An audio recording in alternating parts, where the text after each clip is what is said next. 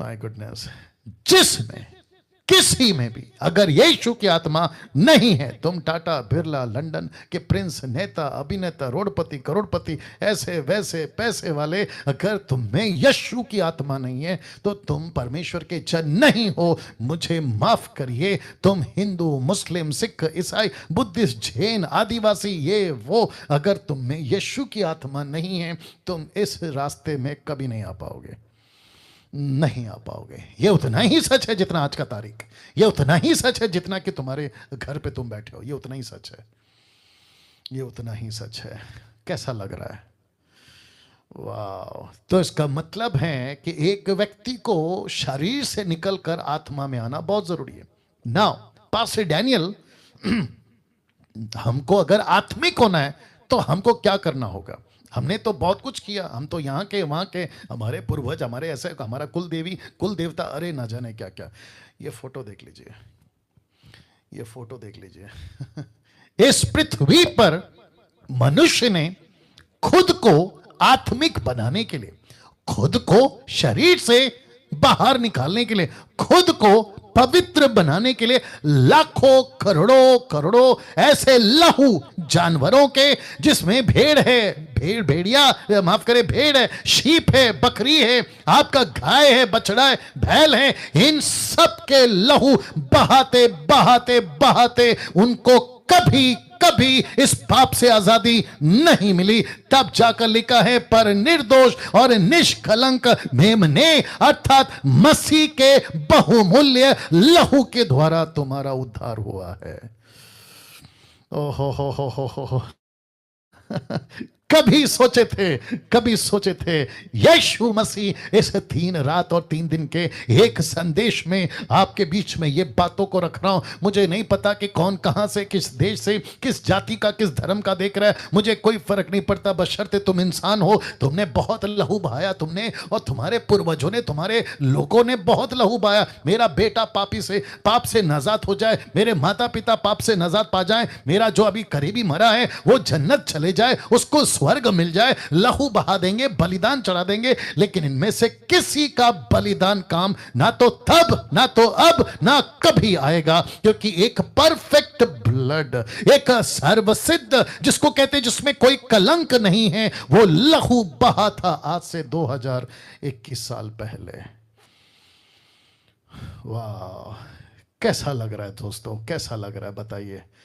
क्या गजब की चीज़ें आज परमेश्वर मुझसे और आपसे बात कर रहा है, और वो कह रहा है कि ये वही लहू है जिसने हर धर्म, हर जाति, मैं रखूंगा, एक एक चीज़ रखूंगा, डोंट वरी, लेकिन मैं चाहता हूं कि मेरे साथ में बने रहें। परमेश्वर आज मुझसे और आपसे अद्भुत तरीके से बात करने जा रहा है। आमीन। एक अभी तक जो हुआ है, ताली बजाकर हम परमेश्वर को धन्यवाद देंगे और कहेंगे कि परमेश्वर धन्यवाद इस अद्भुत लहू के लिए, धन्यवाद इस कीमती लहू के लिए, धन्यवाद इस अच्छे जिंदगी के लिए, धन्यवाद जो तूने मेरी जीवन बचा दी है।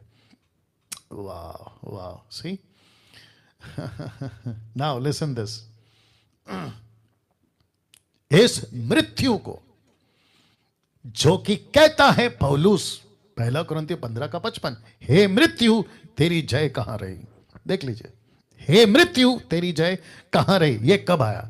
ये प्रश्न कब उठा? ये प्रश्न तब उठा, बहुत ध्यान से सुनिएगा दोस्तों, यह प्रश्न तब उठा जब पृथ्वी पे यीशु मसीह क्रूस पे मर चुका, यीशु मसीह तीसरे दिन जी उठा। यह फोटो देख लीजिए, और परमेश्वर का आत्मा पौलुस को यह कहलवाने के लिए मानव जाति को और मृत्यु को कहता है, हे मृत्यु तेरी जय कहां रही? इसका मतलब है कि जिस व्यक्ति को 3 रात 3 दिन तुमने सोचा था मैं इसको बांध के रखूंगा जैसे सबको बांध के रखा है, कम ऑन गेट रेडी, इस पृथ्वी पे ईश्वर टाइप के लोग जो खुद को ईश्वर घोषित करें वो मर चुके हैं। जिसने खुद को पैगंबर घोषित किया वो मर चुका है। जिसने खुद को पवित्र व्यक्ति घोषित किया वो मर चुका है। जिसने खुद को संत घोषित किया वो मर चुका है। जिसने खुद को ईश्वर, देवता, देवी घोषित किया वो मर चुका है। लेकिन इनमें से किसी की, जीसस क्राइस्ट, इसमें से किसी की कब्र कभी नहीं खुली। लेकिन एक ऐसा व्यक्ति जिसको कहते हैं यीशु, जिसको कहते हैं यीशुआ, जिसको कहते हैं यस्तूस, जिसको कहते हैं जीसस क्राइस्ट, मरा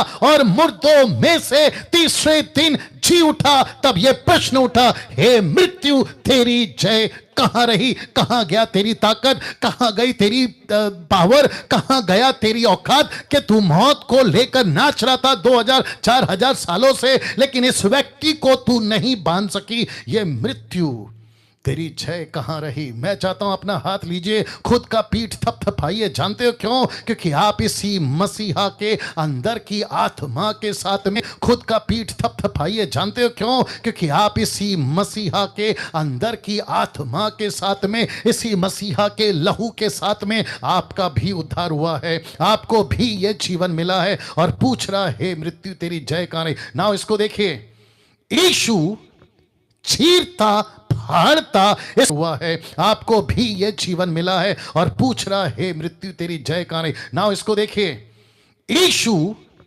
चीरता फाड़ता इस मृत्यु से जयवंत कितनी शान से पैदा होकर आपके और मेरे बीच में आ चुका है। और वो कहता है कि मैंने मृत्यु को जीत लिया है, मैंने मृत्यु पर जय पाली है, मैंने मृत्यु को जीत लिया है। और लिखा है कि 3 रात 3 दिन के बाद में उसमें से एक मैसेज निकला कि स्वर्गदूत कहते कि तुम जीवित को मुर्दों में क्यों ढूंढते हो, ये जी उठा है, ये जी उठा है। अब इसको देखो, ये जी उठा है। प्रेरितों की किताब 2:24 कहता है, परंतु उसी को परमेश्वर ने मृत्यु के बंधनों से छुड़ाकर जी लाया। क्यों? क्योंकि लिखा है यह अनहोना, यह अनहोना था कि वह, ब्रैकेट में यीशु, उसके वश में रहता। किसके? मृत्यु के। ये देख लो, यीशु का अनहोना, अनहोना समझते, इम्पॉसिबल, नॉट पॉसिबल। किसी भी तरीके से, किसी भी लॉजिक से यह पॉसिबल नहीं है कि मौत उसको उसके अंदर रख सके। अब आप जानना चाहते क्यों? यह फोटो देख लो, एक तरफ है पहला आदम, दूसरी तरफ है दूसरा आदम। वहां है नेचुरल आदम, यहां है सुपर नेचुरल आदम, वहां है शरीर का आदम, यहां है आत्मा का आदम। और मृत्यु ने उस पहले आदम को लेकर बहुत तांडव, ओहो, बहुत तांडव मचाया था। उसने क्या कहा था? जो भी तेरे से पैदा होगा मार दूंगा, जो भी तेरे से बच्चा पैदा होगा मार दूंगा, जो भी तेरे से कौमें आएंगी मार दूंगा। हिंदू, मुस्लिम, सिख, ईसाई, बुद्धिस्ट, पारसी, आदिवासी, जो भी तेरे से पैदा होंगे, 790 करोड़ 7.9 बिलियन, जो भी पैदा होगा मार दूंगा। तो मृत्यु मृत्यु मृत्यु मृत्यु कहां गया, कहां गया? मृत्यु तेरी जय कहां रही जब यह मसीहा अंदर आया? मृत्यु तेरी ताकत कहां गई जब यह मसीहा तेरे पास में आया? तू उसको रोक क्यों नहीं सकी? तू उसको बांध क्यों नहीं सकी? तब जाकर पतरस कहता है, it is impossible to catch him, it is impossible to hold him. यह असंभव है, अनहोना है कि तू मौत को सबको रुका सका, लेकिन यह दूसरे आदम को नहीं रुका पाएगा। चीरता फाड़ता यीशु मसीह मुर्दों में से जी उठा। ताली बजाकर उस परमेश्वर को धन्यवाद दीजिए जिसने मुर्दों में से जी उठकर यह घोषित कर दिया कि पहला आदम इसलिए मौत का शिकार हुआ क्योंकि उसने पाप किया था, और पाप बल है मृत्यु का। लेकिन दूसरा आदम को ऊपर मृत्यु का बल नहीं आएगा क्योंकि दूसरे आदम ने कभी पाप ही नहीं किया। तो जिसने पाप नहीं किया तो उसके ऊपर मौत की ताकत कहां से आएगी? तो इसका मतलब है इसका मतलब है कि एक आदम पर मृत्यु ने राज्य किया, लेकिन दूसरे आदम पर मृत्यु राज्य नहीं कर सकी। अब इसको देखो, यहां यीशु नहीं लड़ रहा था पाप से, माफ करें, मृत्यु से। यहां यीशु नहीं लड़ रहा था मृत्यु से कि मुझे मृत्यु छोड़ दे, मैं जिंदा होना चाहता हूं, बल्कि मृत्यु लड़ रही थी यीशु से। क्योंकि लिखा है मृत्यु का डंक पाप है। तो मृत्यु कहती है मैं तेरे को पकड़ नहीं सकती क्योंकि तेरे में पाप नहीं है। कम ऑन, मैं तेरे से नहीं लड़ सकती क्योंकि तेरे में पाप नहीं है। मैं जिससे अभी तक लड़ी थी उसमें पाप पाया जाता था। तो यीशु नहीं लड़ रहा था मृत्यु से, मृत्यु लड़ रही थी यीशु से। इसका मतलब क्या है? मैं आपको पकड़ नहीं सकती, मैं आपको होल्ड नहीं कर सकती। कैसा लग रहा है दोस्तों? कैसा लग रहा है? इसको कहते हैं ईस्टर, इसको कहते हैं सच्चा रिजरेक्शन, इसको कहते हैं सच्चा पुनरुत्थान। अगर ये नहीं समझे तो फिर क्या समझे? ये नहीं समझे तो क्या समझे? हर साल क्रिसमस, हर साल पुनरुत्थान का गाना गा रहे, लेकिन इसको नहीं समझे तो क्या फायदा? हर साल पास्टर से संदेश सुन रहे, लेकिन अगर इसके सच्चाई को नहीं समझा तो क्या फायदा? मैं किसी की मिनिस्ट्री को नीचे नहीं कर रहा हूं, लेकिन सच्चाई को नहीं जाना तो फिर मतलब क्या हो गया? वाह तो इसका मतलब है वापस रख रहा हूं। इसका मतलब है, ये फोटो रख देता हूं फिर बात करता हूं। इस व्यक्ति का पाप किसका? पहले आदम का। दूसरे आदम यानी कि यीशु मसीह, इसने कोई पाप नहीं किया। तो आपको पता है यीशु मसीह ने क्या कहा?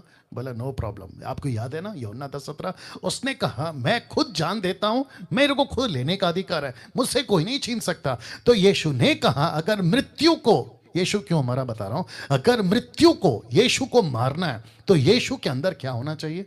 पाप होना चाहिए। तो यीशु कहता है ओके, मैं काम करता हूं कि आदम की और आदम जात की और डैनियल की और जितने आप लोग देख रहे हैं इन सबके पाप को अपने ऊपर ले लेता हूं।